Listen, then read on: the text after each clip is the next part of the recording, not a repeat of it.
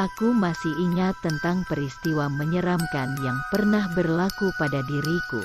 Pada jam 11 malam aku secara tidak sengaja terserempak dengan seorang wanita misteri di hadapan sebuah kedai buku lama yang telah lama ditutup. Hujan yang turun secara tiba-tiba. Semasa aku dalam perjalanan pulang memaksa aku berteduh di kedai itu. Aku dan dia berteduh di bawah bumbung hadapan kedai tersebut menunggu hujan menjadi reda. Sudah hampir setengah jam hujan masih tidak reda. Rasa macam nak lari saja. Tapi malangnya aku membawa barang yang tak boleh disentuh air. Komputer riba, buku, telepon bimbit dan rokok. Tetapi wanita yang berdiri di sebelah aku keadaannya basah kuyup.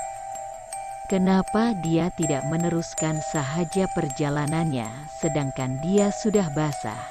Aku nampak ada motornya parking betul-betul depannya. Aku coba melihat dia lagi menunduk dan menggigil. Aku memandang wajahnya semula yang dikaburi oleh rambutnya yang basah. Aku terfikir kenapa kepalanya asyik menunduk. Ya, apa yang dia sedang fikirkan? Aku coba untuk memulakan perbualan dengan wanita itu. Hei! Aku menjerit karena bunyi hujan menyekat suaraku. Kemudian dia memandang aku dengan ekspresi wajah sedih. Nampaknya dia sedang menangis dari tadi. Kelihatan ada sesuatu yang ganjil pada baju t-shirt lengan panjang putih yang dipakainya. Terdapat kesan merah yang sedikit pudar terkena hujan, tetapi aku pasti kesan merah itu adalah darah. Awak oke Ki, apa yang terjadi dengan awak? Aku menghampirinya dengan niat untuk bertanya lebih lanjut tentang apa yang telah berlaku. Tetapi dia segera berkata, menyuruh aku menjauhkan diri. Saya cuma nak menolong, kata aku dengan rasa kasihan. Jangan dekat, jeritannya diiringi dengan bunyi guruh yang berdentum-dentum. Jangan takut, saya seorang dokter, aku berbohong. Sebenarnya aku hanyalah seorang akuntan. Aku terpaksa berbohong untuk meyakinkannya. Kemudian dia mulai mendekati aku dan aku dapat melihat wajahnya. Terdapat kesan lebam dan luka seperti dipukul.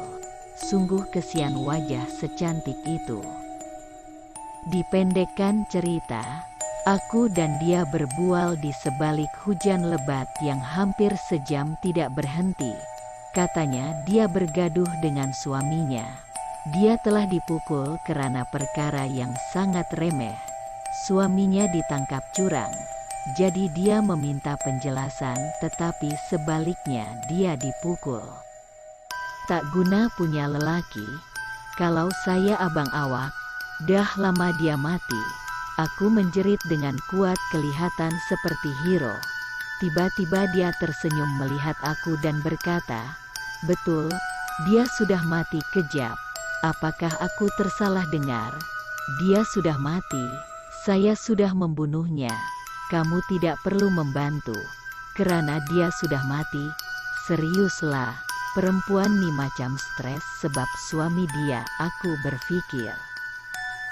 Tiba-tiba dia berjalan ke arah motornya, lalu mengeluarkan kunci dari poketnya dan membuka tempat duduk motor. Kemudian, aku terpaku dan terus membisu. Dia mengeluarkan sesuatu dari tempat duduk motosikal. Dia memegang kepala manusia yang berlumuran darah dan menunjukkannya kepada aku. Tolong saya buang kepala ini. Masih ada lagi bahagian badan yang tertinggal di rumah saya. Tolong saya. Kata-kata yang diucapkannya benar-benar ngeri dan menggerunkan aku. Tanpa berpikir, lantaklah dengan hujan, aku meninggalkan semua barang yang aku bawa lalu berlari sepantas mungkin untuk pulang ke rumah.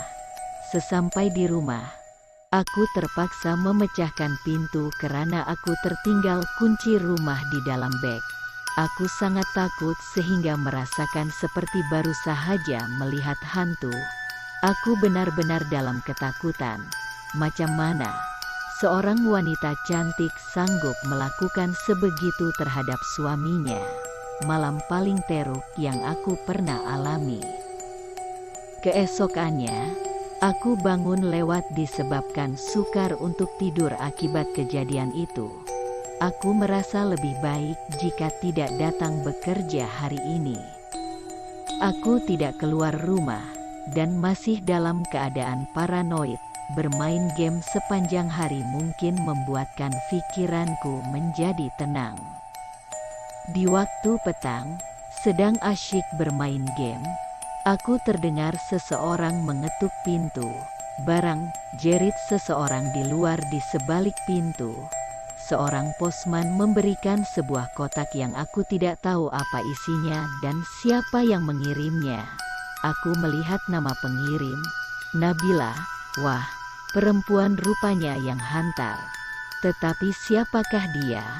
Apa yang ada dalam kotak ini? Aku bertanya kepada diri sendiri. Alangkah terkejutnya apabila aku membuka kotak itu.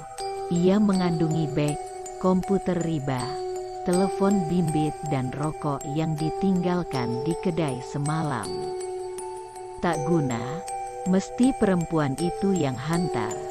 Dia tahu alamat aku. Aku merungut dalam ketakutan. Barang, jerit seseorang dari luar. Terdapat seorang lagi posman. Apabila aku membukanya, ternyata posman itu adalah seorang wanita. Dia memberi aku sekotak lagi. Kemudian aku melihat posman wanita itu pergi tanpa berkata apa-apa. Wajahnya tidak kelihatan. Dia menunduk dan memakai topi. Tak mungkin, jangan-jangan aku perlahan-lahan perasan bahwa kotak itu lebih besar daripada yang pertama. Apabila aku membukanya, ternyata isinya adalah cebisan tangan, kaki, badan dan usus yang bertaburan darah di dalam kotak tersebut, diselitkan dalam sehelai kertas yang bertulis, "Tolong saya."